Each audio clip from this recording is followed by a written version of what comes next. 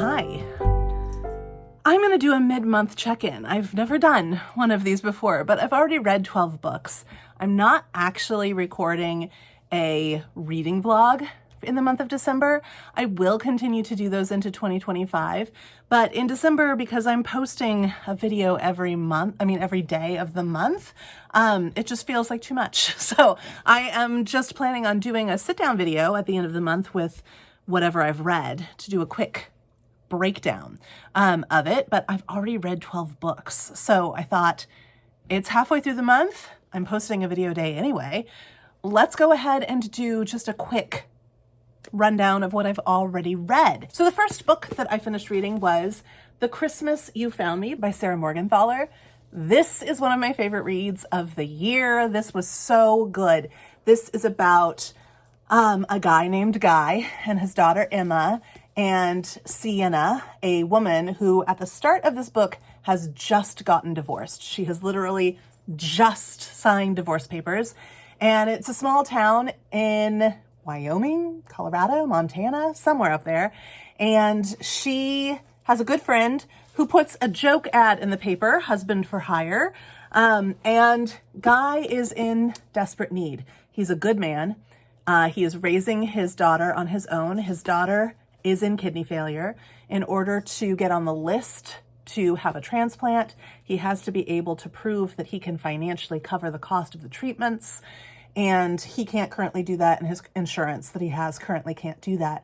But if he marries Sienna, then although she doesn't have liquid assets, she does have land that is quite valuable, and that'll get him what he needs to get his daughter what she needs.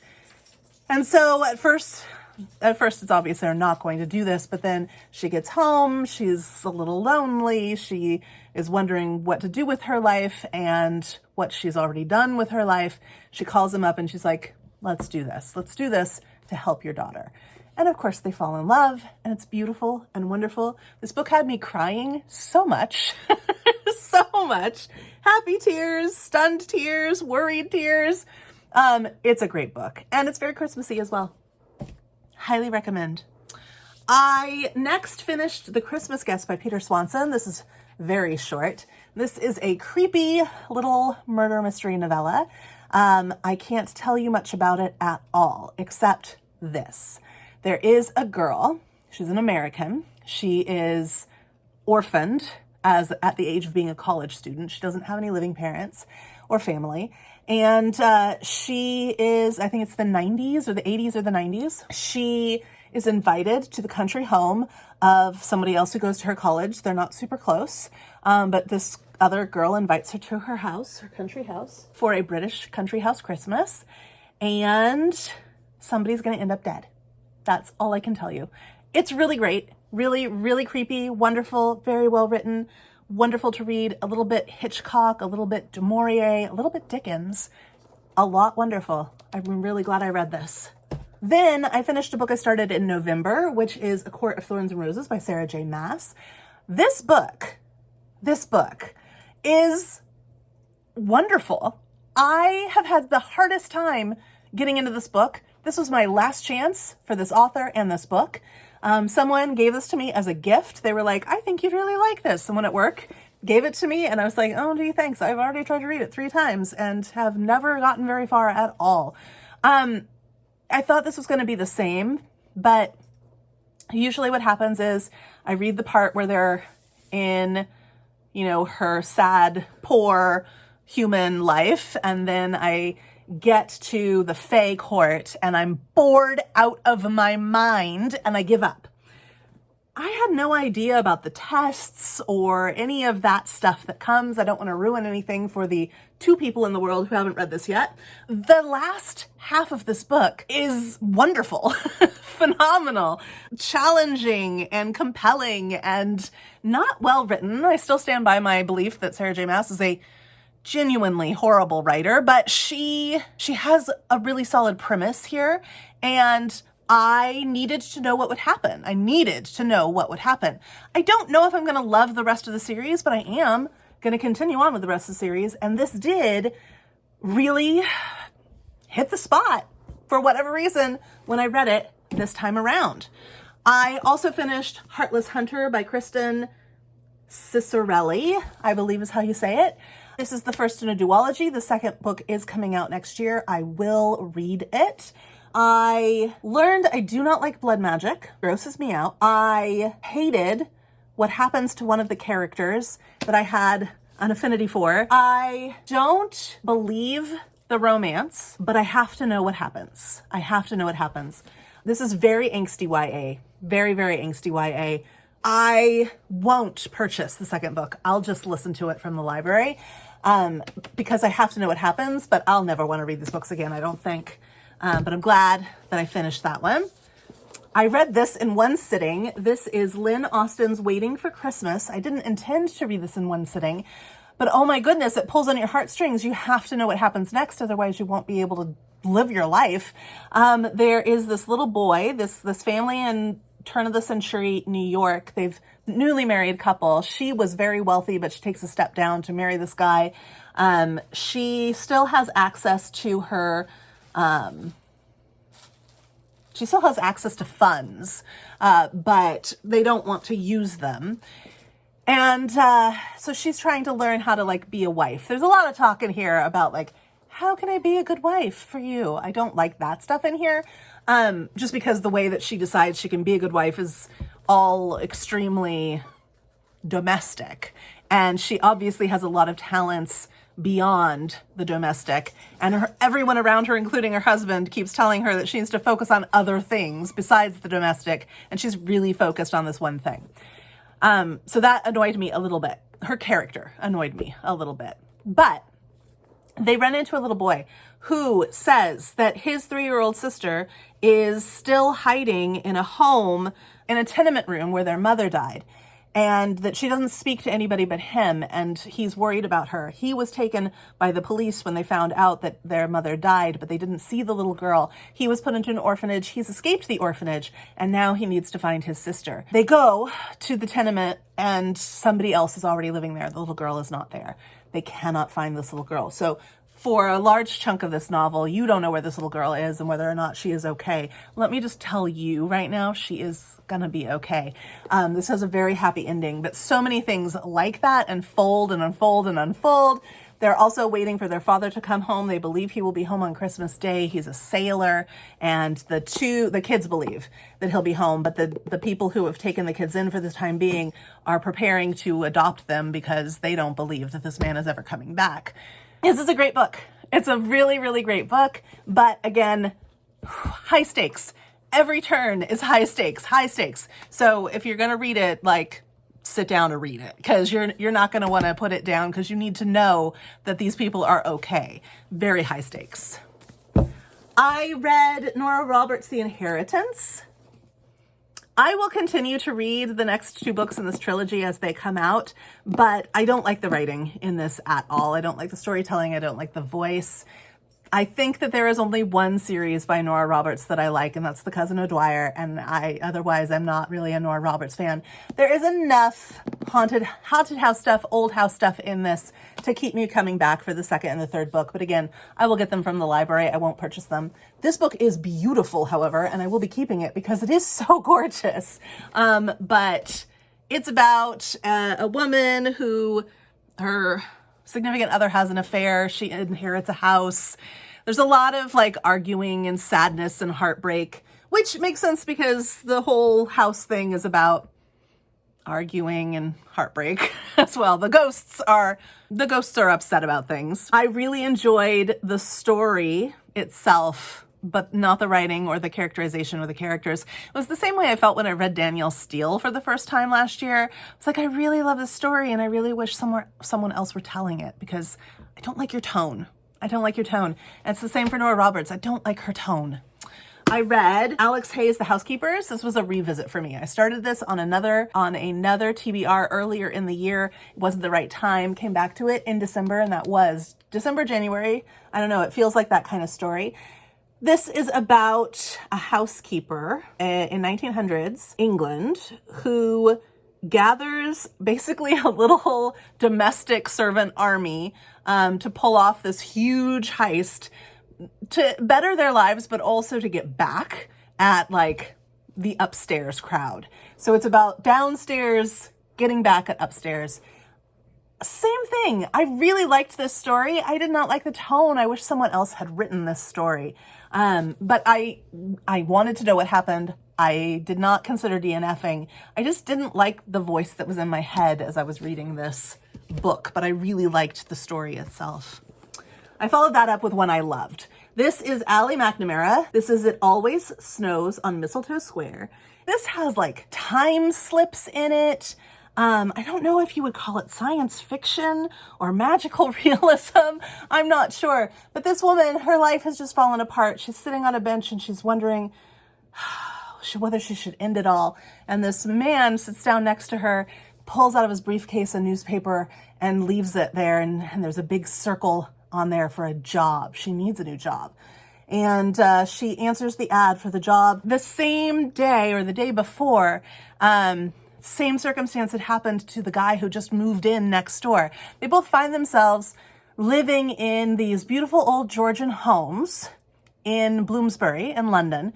Him because the home, he needed a new place to live and the home was incredibly inexpensive, perfect for him.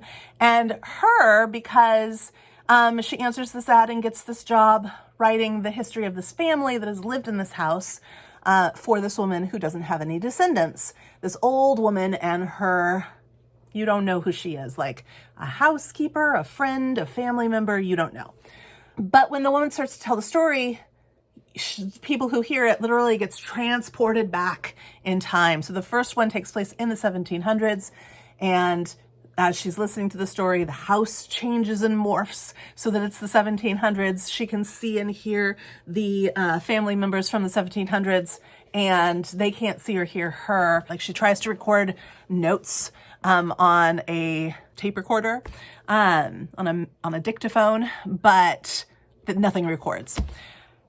And this happens every time she hears a successive story. While the stories are unfolding, she starts to realize, wait a minute, I might be part of the story of this house, as does the guy who's living next door. So many layers in this book, but it's not hard to follow it all. There's a bunch of history, a bunch of Christmas. You will learn, there was a whole section in here about, Charles Dickens. There's a whole section in here about the Foundling Hospital. When I was in London, one of my favorite memories is that I went to the Dickens house in London, and then I went to the museum there, and then I went up the road and around the corner to the Foundling Museum and made the same kinds of connections that are made in this book for you. Fascinating stuff. Really loved it. Really well written, really heartwarming, feel good writing, but also dealing with super heavy topics and magic. So I loved this. I think this is a real winner, and I will definitely reread that some Christmas in the future. This was my first Advent short story book. I'm now into my second one, but I finished this one up. There were 12. This is Christmas Days, 12 Stories and 12 Feasts for 12 Days by Jeanette Winterson. And I read the stories, not the feasts. The feasts are memories and recipes. I read the stories. I love the stories, especially The Mistletoe Bride. I love The Mistletoe Bride story. I've read it by a couple of different people now, but I really love it when she tells it. I finished The Muse of Maiden Lane. I read this a little bit slowly because this is the fourth and final book in the Bells of London series by Mimi Matthews. Love this series. The second book is still my favorite, but this one has some great representation. It's always fascinating to me when you have a character that's dealing with what feels like a modern day issue, but is actually just an issue. It doesn't matter when it happens. So the male protagonist in this is in a wheelchair.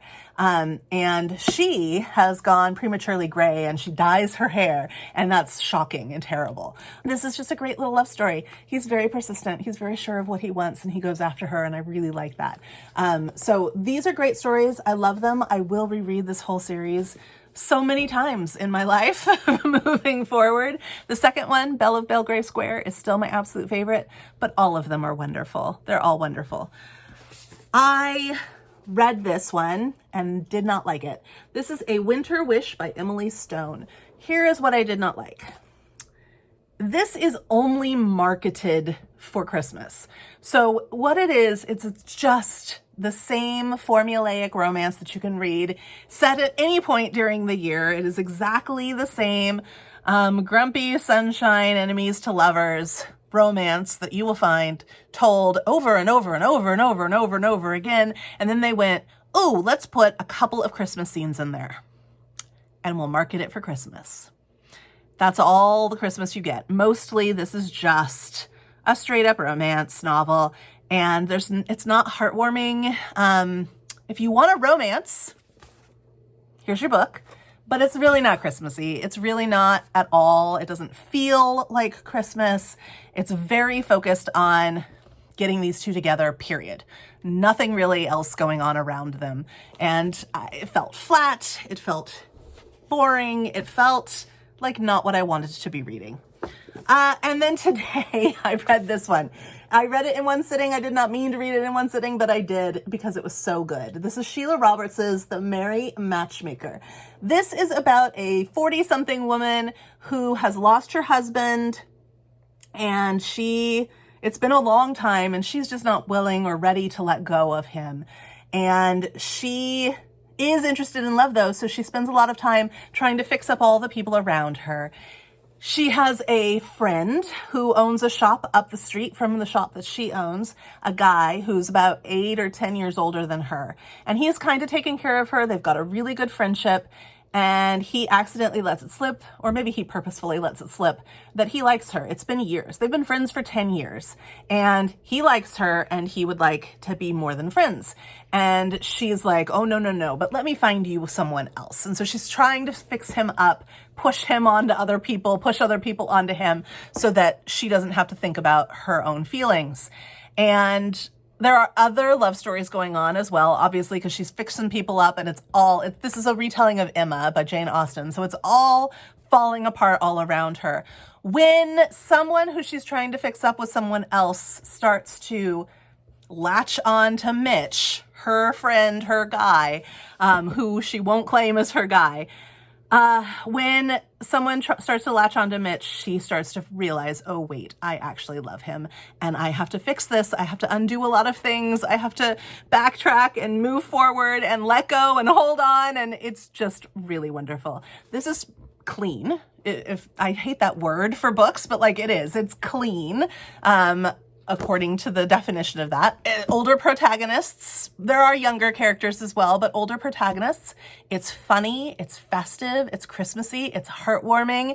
There are lots of redemption arcs. There's lots of stories going on, but it's not overwhelming. The cast of characters isn't too big. The characters are distinct enough, but the relationships make sense. It's a thing of beauty. I will read more by this author, Sheila Roberts, and there are 3 recipes in the back. Like, it's just lovely. This is what a Christmas romance should be. This is not what a Christmas romance should be. Highly recommend this one, though. Highly recommend this one. You will enjoy it if you are looking for that kind of thing. And that is what I have read so far. So there is a mid-month check-in. I won't talk about these books at the end of the month. I'll just move forward from here and talk about what I read. I can't believe I've read this much already this month. Although 2 of them I started in November and finished. But yeah, I imagine I'll probably read that much more over, if not even more, because I only have 4.5 more days of work, and then the rest of the month I have off. And it's cold and it's gross, and there's a lovely tree that I can be sitting by reading, and that's what I want to do. So until I talk to you tomorrow, let's go read.